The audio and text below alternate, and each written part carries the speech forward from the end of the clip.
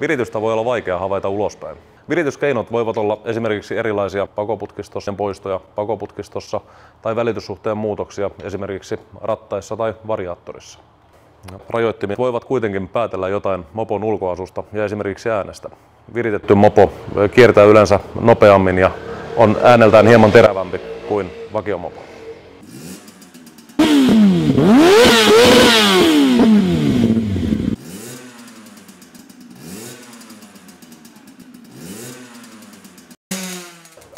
Virittämisestä kyseleminen nuorelta ajoittain on tärkeä välittämisen merkki.